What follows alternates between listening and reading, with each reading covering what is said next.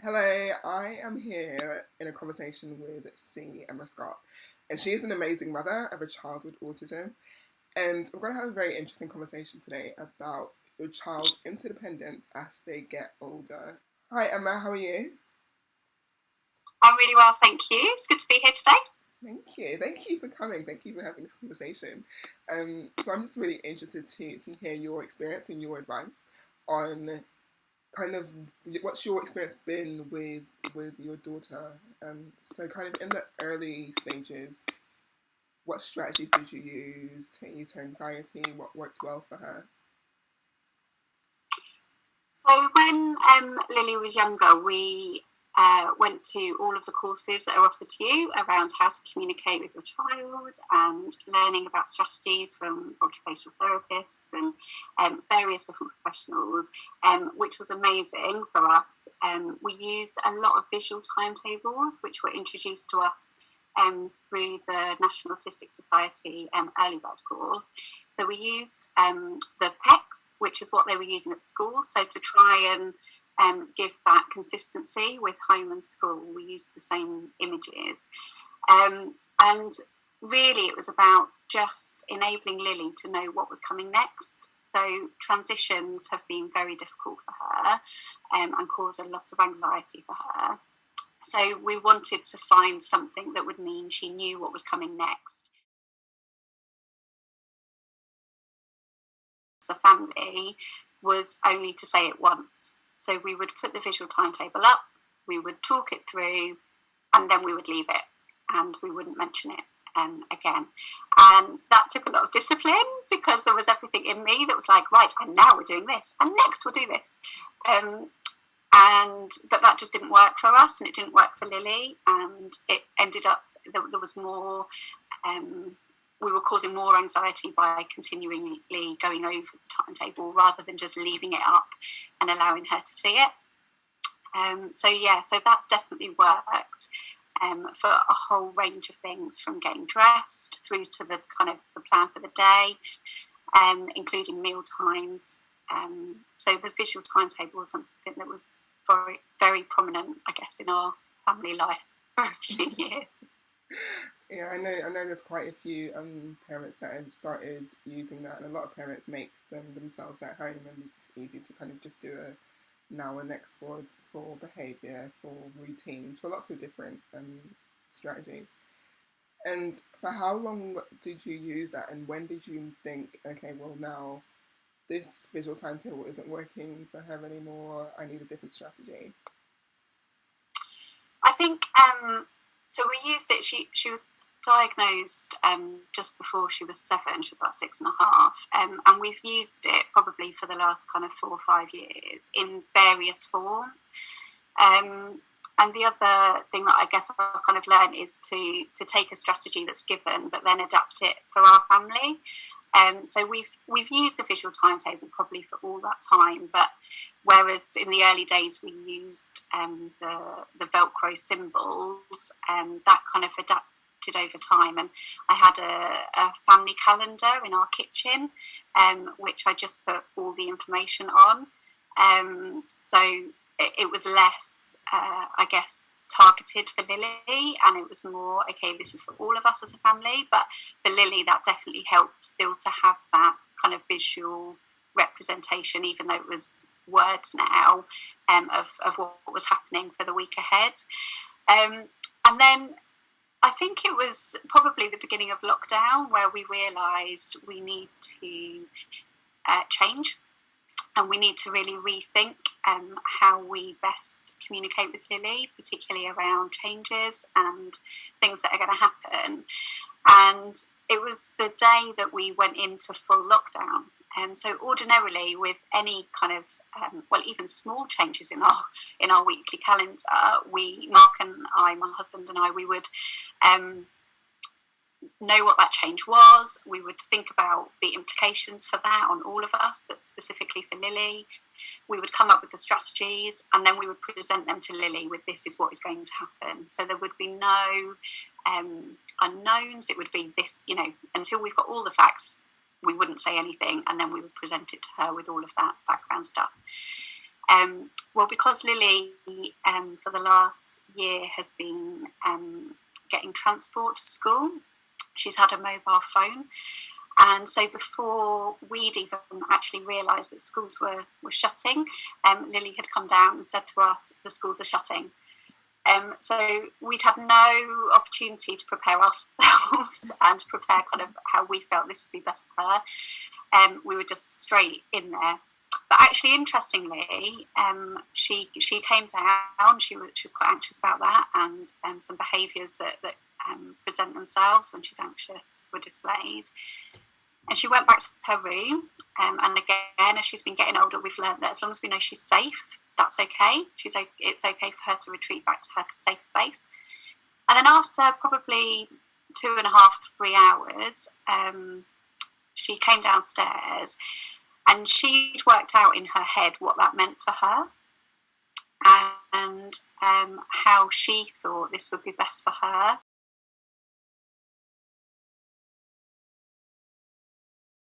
And it just made us realise that actually the old strategies aren't going to work as she gets older, and that's okay, because we've talked a lot to Lily over the years about how her brain thinks differently and works differently, and the gift that is to the world. And suddenly we were having to wake up and realise that she'd believed that, which was amazing. And so rather than waiting for the world to tell her how she should behave in this situation, she'd gone away and she thought about it and had come back with how she was going to behave in this situation. So it's just that irony as a parent, where you're really proud that that she's been able to do that, but also a bit taken aback as well that, okay, this is going to be a different relationship from now on. This is going to be very much about how we work together to work out the strategies that enable her to live a full and kind of flourishing life. I think that's amazing, especially the fact that a world crisis situation can come and just change and help your child develop and grow in a way that you probably wouldn't have thought, like, this is how my child's going to grow from this situation.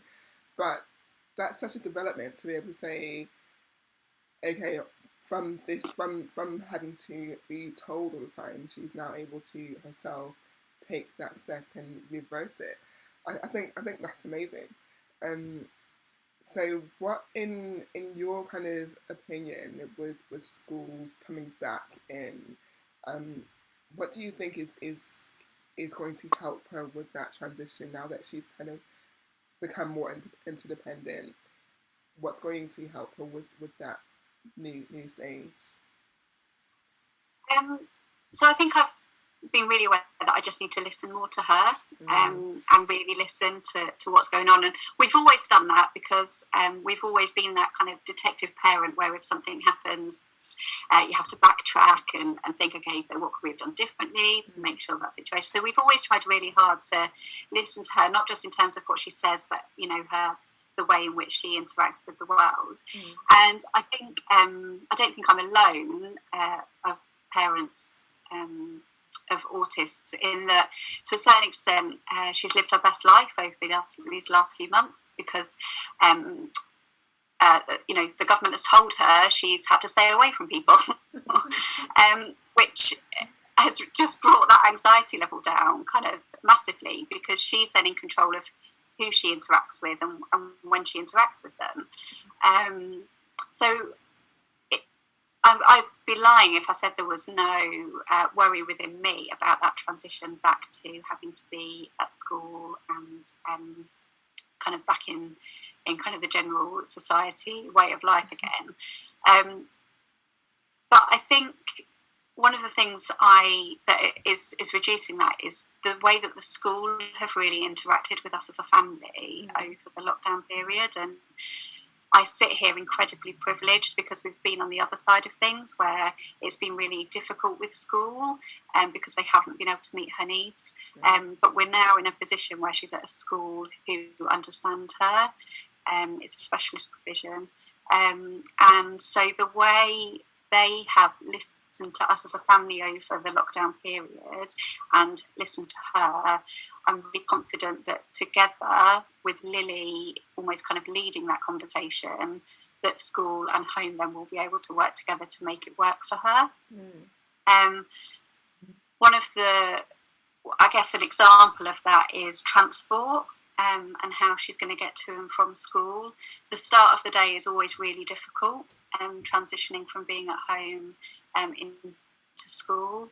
And again, whereas once upon a time, Mark and I kind of came up with what that would look like, and then presented it to Lily, and it would be a phased return, if you like, a phased way in which she would get begin using the transport.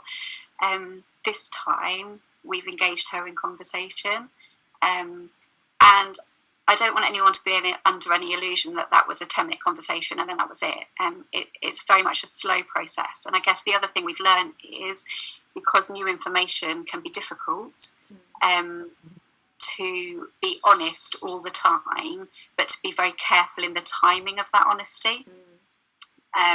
So occasionally we know that Lily hearing things verbally for the first time can be difficult, and so we would maybe write it on the calendar that we know she checks every day, Lily back to school, for example, and then after a day or two I would say to her, Lily, have you seen the calendar for September? And she would say, yes, I have. And then I'd know that she's seen that she's got to go back to school, so she will be prepared for a conversation as to what that looks like. Or if she says no, I might say, why don't you look at September? And then leave it, so that she's able to prepare herself for what those conversations are going to be, without having to be bombarded with, you're back at school, then this is going to happen, then we need to talk about transport, then we need to talk about homework. You know, it really is about that slow processing of information that enables her to then manage the quantity, I guess, of that at any given time. I really that makes sense. Yeah, that makes so much sense. I just think it's so interesting how, because a lot of times you're told with children with autism, you have to structure it, you have to tell them what's coming next, you have to inform them. But to see this development where your child is now able to sit and have a conversation about it with just a bit of prompting, care, and a bit of, it's still kind of giving them that structure of what's going to happen, but she's more taking it on a more kind of grown adult level in a way, in her own way. And I just think that's beautiful, that something like this can show that level of development, something that you should be really proud of. I think that's amazing. So well done to you. Well done. That's I'm so proud of her, and the way in which she, there's that whole myth, isn't there, that individuals with autism don't have any empathy, or can't experience emotions, and I think just what we've learned is that is a myth, and actually sometimes Lily does shut down emotionally, but it's because she's felt this overwhelming surge of emotions that are just too much to cope with, and so that's when she shuts down, and that's when it appears that she doesn't have any empathy for a situation, or she is unable to experience emotions, and I think just learning that it's not that she doesn't experience emotions, it's just that they present themselves very differently to those of us that are neurotypical. And that's just, when I learned that, when I realised that was the case, it changes how I respond to her, and it changes how I am able to understand how she sees the world. And that's sometimes what's difficult, living within a society that finds difference difficult, because they don't see it in that way. And so for me as a parent, it's been about encouraging her to, deal with those emotions, and even recognise that that's what it is. Sometimes it's going right back to the beginning, and saying to her, okay, what was the first thing your body experienced? So we've changed our language as well. So it's not about this weird ethereal kind of feelings and emotions that actually don't necessarily mean much to her, but it's been about grounding that. So what's the first experience in your body you have when you know something's going to change? And then talking about that she can tangibly hold on to, and then providing language that might then explain some of those physical, because they're physical manifestations sometimes of those, or a lot of the time, of those feelings, and enabling her to link that to what has gone on beforehand to make her feel like that. And actually, I've learned so much about my own body and how my own body reacts to different situations because I've had to ground it for her, because she does find concepts like feelings and emotions and difficult. She does find it hard to read somebody's body language. So to be able to ground it for her actually has a knock-on effect then about how I learn about myself, how my own body reacts to stress and anxiety and change. Which is just, it's a beautiful thing that she's been able to do. I literally think children with autism are amazing, because I feel like they are very similar to a neurotypical person. It's just that they feel it differently. And I realize how much I also learned about myself just working with children with autism, because it's the same thing. They just have a bit of that whatever we're feeling times 5 times 10, so it presents itself differently. But I think you've done an amazing job, because to be able to learn that about your child and to be able to get her to the point that she is, it takes a lot of observation and a lot of reflection and a lot of time. And I know a lot of parents find that challenging, because sometimes they're going through so much that to be able to sit down and observe your own child and react to what they're showing is a challenge for them.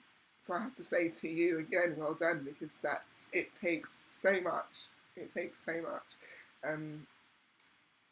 But I think I'm gonna have to, as much as I'd love to continue this conversation, I feel like I'm gonna have to end it there and hopefully have another conversation at some point in the future. But I've really, really enjoyed this, and well done again.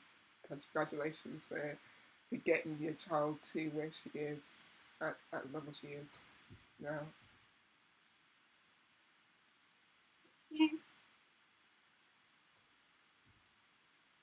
Thank you so much.